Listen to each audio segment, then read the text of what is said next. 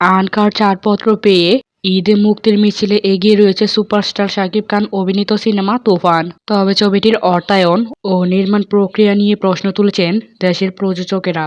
সম্প্রতি চলচ্চিত্র সংশ্লিষ্ট ও সংগঠনের আলোচনায় ভার্সেটাইল মিডিয়ার কর্ণধার আরশাদ আদনান অভিযোগ তোলেন, রায়হান রাফি পরিচালিত তুফান সিনেমাটি নির্মাণের মাধ্যমে ভারতে অবৈধভাবে পাচার করা হয়েছে ৮-১০ কোটি টাকা। আরশাদ আদনানের এই কথার প্রসঙ্গে প্রযোজক খোরশেদ আলম খোরশো বলেন, দেশের সিনেমার কথা বলে শুটিং সহ যাবতীয় কাজ হয়েছে ভারতে। আর এভাবে চলতে থাকলে আমাদের চলচ্চিত্র ইন্ডাস্ট্রি বিলীন হয়ে যাবে। এই বিষয়ে আমাদের খুব দ্রুতই আন্দোলন করতে হবে।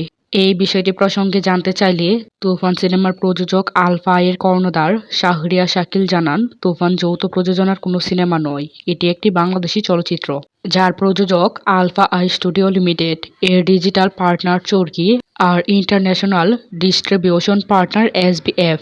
বাংলাদেশের সকল নিয়মকানুন মেনেই নির্মিত হয়েছে তুফান। তথ্য মন্ত্রণালয়, এমবি আর সেন্সর বোর্ডের সব নিয়ম অক্ষরে অক্ষরে পালন করা হয়েছে বলেই চলচ্চিত্রটি সেন্সর ছাড়পত্র পেয়েছে। প্রযোজকদের এই অভিযোগ প্রসঙ্গে শাকিল বলেন, এর আগেও সিনেমাটি নিয়ে নানান কথা বলা হয়েছে। এখন যে প্রশ্নগুলো উঠেছে এটা একেবারেই উদ্দেশ্য প্রণোদিত। কারো মনে যদি প্রশ্ন থাকে তাহলে তথ্য মন্ত্রণালয় ও এমবিআর থেকে খোঁজ নিয়ে দেখতে পারে। যারা এই ধরনের কথা বলছেন তাদের কাছে ইনফরমেশনের ঘাটতি আছে। এভাবে সিনেমা আটকানোর চেষ্টা কিংবা না জেনে এমন মন্তব্য দেওয়া উচিত নয়। শাকিল আরও জানান, সবাই মিলেমিশে সিনেমাটির প্রতি ইন্টারেস্টেড তৈরি করতে হবে। এখানে পেছনে লাগার কিছু নেই। ক্ষমতার অপব্যবহার যদি কেউ করতে চায় তাহলে এর চেয়ে দুঃখজনক কিছু হতে পারে না।